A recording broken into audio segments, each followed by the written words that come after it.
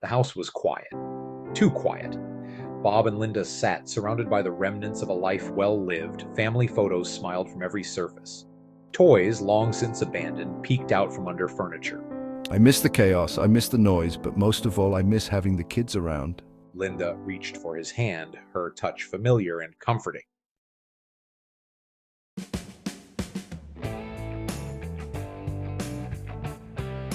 They had dreams, Bob and Linda.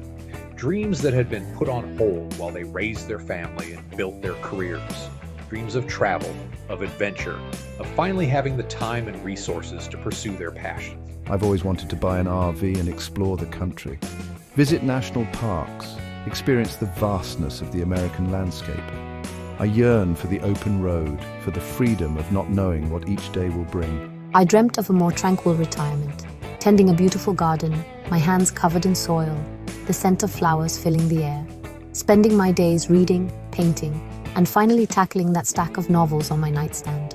They talked for hours, sharing their hopes and aspirations. They made lists, researched destinations, and started to envision a future filled with possibilities.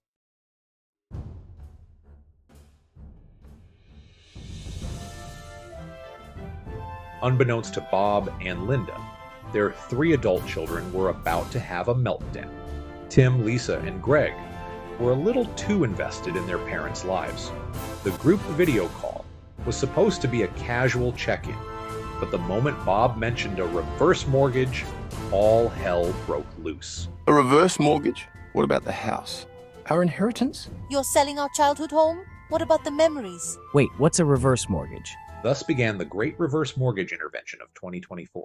The morning sun streamed through the curtains, painting the bedroom in a warm glow. Bob hummed cheerfully as he packed their bags. Today was the day they were finally embarking on their grand adventure. They made their way to the driveway where their gleaming new RV awaited. It was a beauty, a sleek, silver chariot.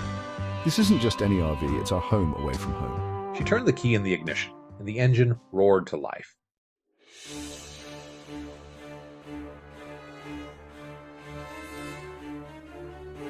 Meanwhile, across town, a much less harmonious scene was unfolding. Tim, Lisa, and Greg were huddled around the kitchen table, their faces etched with a mixture of concern and determination. They had a problem, and that problem was a 40-foot RV barreling towards freedom, potentially taking their inheritance with it. Okay, team. We need a plan, and we need it fast. We have to stop them before they get too far. He tapped his fingers on the table, his brain already formulating strategy. But how? We can't exactly tie them up and lock them in the basement. They're our parents, not hostages. Greg, ever the voice of reason, or at least what passed for reason in their family, scratched his chin thoughtfully. What if we staged an intervention? A reverse mortgage intervention. Tim scoffed at his brother's suggestion. An intervention? Seriously, Greg? They'll see right through that. We need something more impactful. And so, Operation Stop the RV was born, the first order of business disguises, complete with fake mustaches and trench coats. Bob and Linda were pulling out of their driveway. Linda took one last glance at their house. It was time for a new chapter, a chapter filled with adventure and freedom. Bob squeezed her hand reassuringly. Don't worry, honey, we deserve to enjoy it. They caught a glimpse of 3 figures in the rearview mirror, dressed in ill-fitting uniforms, waving frantically. Bob chuckled, shaking his head. Kids these days. The RV rumbled down the road, venturing into the great unknown. The open road stretched before them, promising endless possibilities. They were free. Linda had always dreamt of having a garden, a verdant paradise filled with fragrant blooms, the gentle hum of bees, and the soft gurgle of water. Now, thanks to the reverse mortgage, her dream was becoming a reality.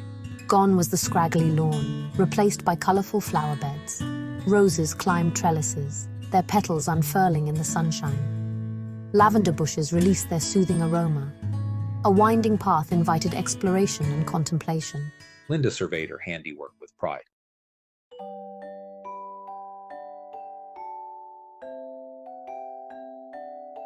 Meanwhile, the kids were back at it. their determination to save their parents from their own good fortune, undeterred by their previous failures. They had tracked their parents' movements through a combination of social media stalking and good old-fashioned detective work, and they knew that Linda had been pouring her energy into her garden. Okay, new plan. Mum's obsessed with this garden, right? So we're going to stage a protest.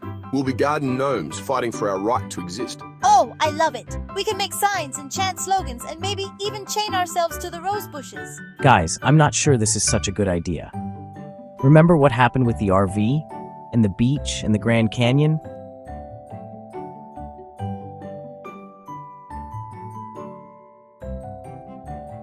Linda was admiring the gentle spray of water from her new fountain, a whimsical creation depicting a family of frogs, when she heard a commotion coming from the direction of the hedge.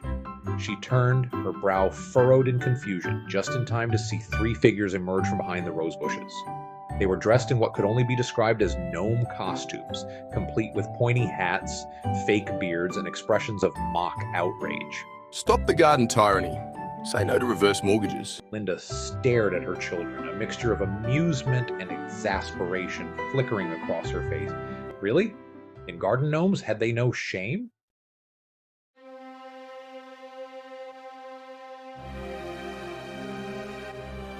Lisa, caught up in the moment, launched into a dramatic monologue about the plight of the garden gnome, his home threatened by the evils of reverse mortgages. Greg, struggling to maintain a straight face, mumbled something about the importance of preserving gnome culture.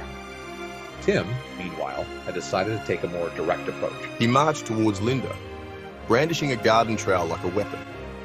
We won't let you do this, Mom. We're fighting for our inheritance, for our future. Linda had finally had enough. She reached out and flicked the switch on her new fountain. The water pressure, which she had been meaning to adjust, was apparently set much higher than she realized. A jet of water shot out from the mouth of the largest frog, drenching the three gnomes from head to toe.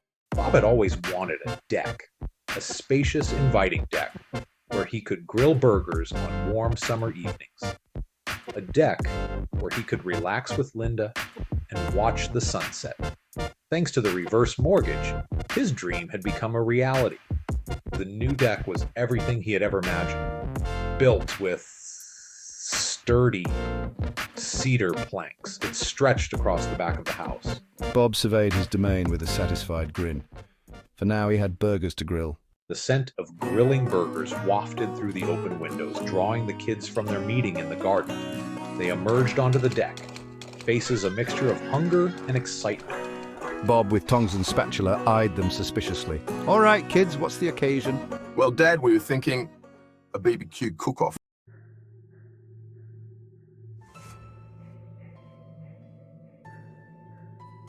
And so, the first and likely last annual Reverse Mortgage Mayhem, BBQ Cook-Off, was born.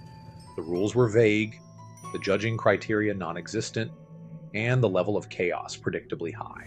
Tim, ever the overachiever, had brought his own portable smoker, which he proceeded to set up with the precision of a military strategist. Lisa naturally had gone for style over substance, her grilling station adorned with fairy lights, flower arrangements, and a playlist of upbeat pop music. Greg, meanwhile, seemed content to simply observe the unfolding chaos, a bemused smile playing on his lips. The air filled with the sounds of sizzling meat, the crackle of burning charcoal, and the increasingly frantic shouts of the competitors.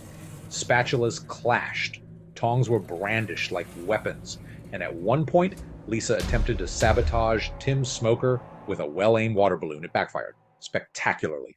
Bob and Linda, seated at their new patio table, watched the unfolding spectacle with a mixture of amusement and resignation.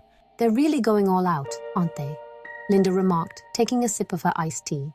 Bob chuckled, shaking his head. They think they're being so clever, trying to trick us out of our retirement funds.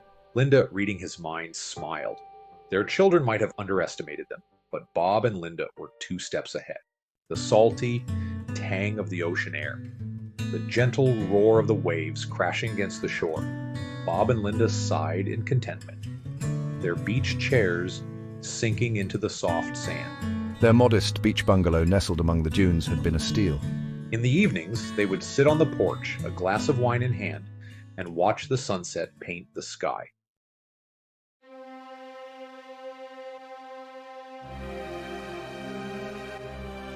Back in the land of the employed and obligated, the kids were, as usual, plotting. Okay, new plan. We're going to stage a shark attack. A shark attack? Tim, that's terrible. What if Mom and Dad get eaten? Guys, I'm pretty sure there haven't been any shark attacks on this beach. Ever. We don't need a real shark, Greg.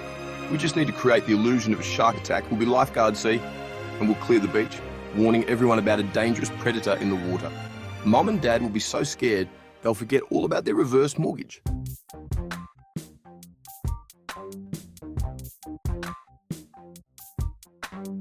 The plan, as with most of their plans, was deeply flawed. First, they had to acquire lifeguard uniforms, which proved more difficult than anticipated.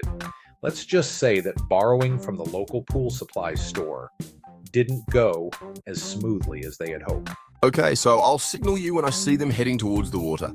Lisa, you're on megaphone duty. And Greg can be the lookout for actual sharks, just in case. Guys, I'm telling you, there are no sharks here. This whole thing is ridiculous.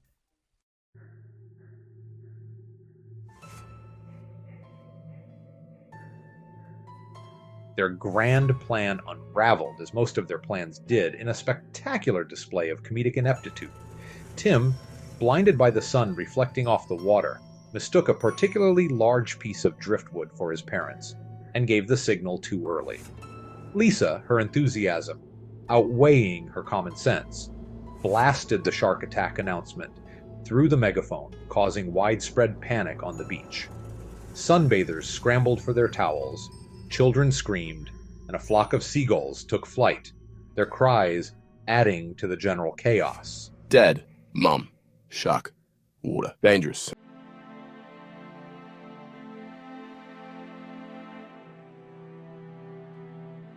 The Grand Canyon. Wow, Linda, just look at that. I've always dreamed of visiting this place. It's even more beautiful than I imagined, Bob. I'm so grateful we could do this. Did you hear that? A faint rustling sound, followed by muffled giggling, shattered the serenity. Bob and Linda exchanged a knowing look. Oh no, here we go again.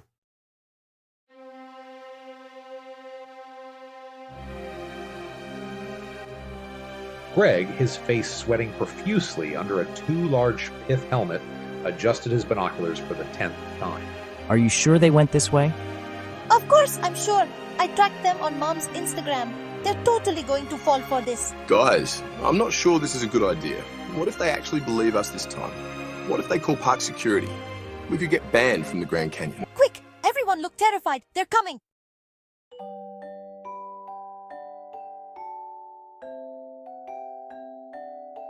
Bob and Linda, their curiosity piqued by the sounds of commotion, cautiously approached the cluster of boulders. They were greeted by the sight of their 3 children, looking remarkably out of place in their ridiculous outfits. Well, hello there. What are you 3 up to now? Playing dress up? We're not playing, Dad. We're tour guides. We're here to warn you about the dangers of the Grand Canyon. Dangers? Like what? Falling rocks, dehydration, overly enthusiastic tourists? Actually, Mom, there's a very real danger of giant canyon tarantulas.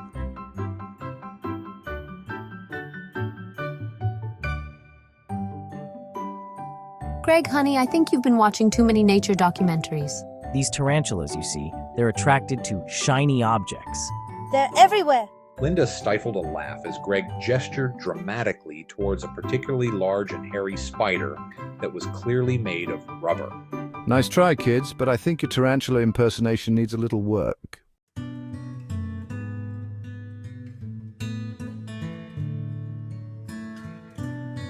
Rolling hills, blanketed in vineyards stretching as far as the eye could see, painted a picture of idyllic tranquility.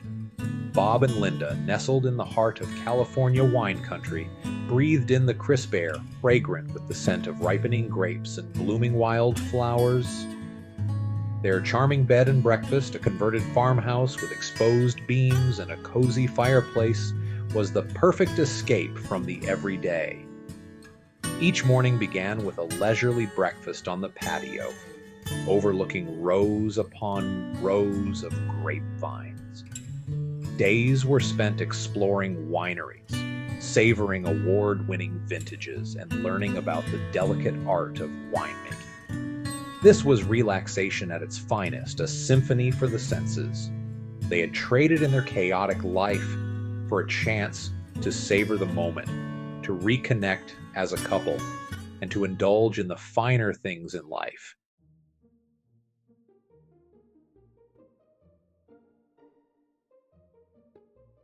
Okay, this time we need a foolproof plan. Something that will really make them see that they don't need this whole reverse mortgage thing. I know. We'll crash their wine tour and pretend to be obnoxious tourists. You know, the kind that wear those cheesy t-shirts and get completely wasted on cheap wine. But wouldn't that just make them want to enjoy their trip even more? I mean, they'd be surrounded by annoying people while they're sipping on fancy wine and relaxing. Trust me, Greg, this is going to be epic.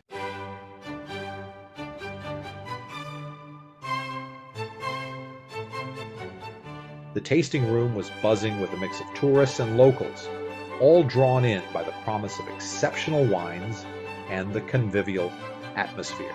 Bob and Linda, comfortably seated at a table overlooking the vineyards, were enjoying a particularly delightful Pinot Noir. This one has notes of cherry and a hint of spice. It's delicious, and the view is simply breathtaking. Their peaceful interlude was shattered by a commotion at the entrance. Three figures looking remarkably out of place in their brightly colored clothes and oversized sunglasses stumbled into the tasting room. Hey, everyone, look who it is. It's the reverse mortgage retirees, living it up on borrowed time.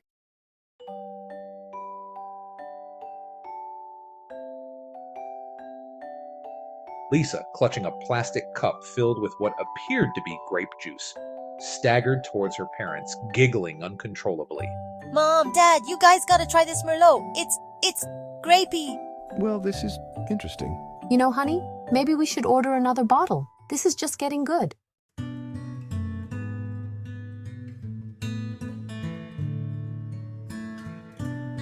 The Alaskan air was crisp and clean, carrying the faint scent of salt and pine. Towering glaciers, sculpted by time and nature, gleamed under the bright sun, their icy blue hues reflecting in the calm waters. Bob and Linda, bundled up in warm jackets and hats, stood on the deck of the cruise ship, mesmerized by the breathtaking scenery. Their Alaskan cruise had been a long-held dream, a chance to witness the raw beauty of the last frontier, and it was everything they had imagined and more. It's magical, isn't it? Absolutely.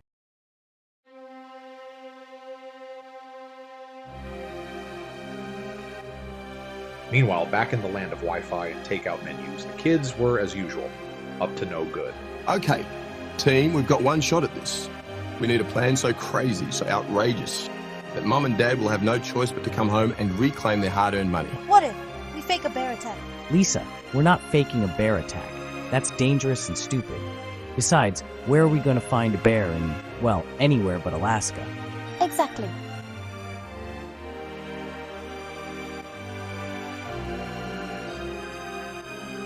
The ship's horn blared, signaling their arrival at a secluded cove known for its abundant wildlife. Look, Bob, over there. Is that a bear? Bob squinted, adjusting his focus. A large, furry creature was lumbering out of the trees, its movements slow and deliberate. He raised his camera, zooming in for a closer look. As the creature moved into a clearing, Bob and Linda's jaws dropped in unison. This was no ordinary Alaskan brown bear. This was something else entirely.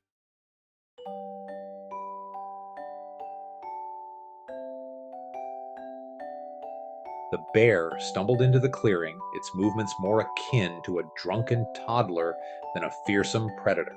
Rah, I'm a bear. Give me all your money. This was a terrible idea. Bob and Linda, after their initial shock had subsided, burst into laughter. Nice try, kids, but I think your bear impersonation needs a little work. The rhythmic clatter of the train lulled Bob and Linda into a state of peaceful contentment. They were on the final leg of their journey, a scenic train ride through the lush forests of the Pacific Northwest. A sudden commotion from the back of the train car shattered the tranquil atmosphere. Three figures clad in mismatched cowboy attire burst into the train car. This is a stick-up. Or we'll make you listen to us sing country music.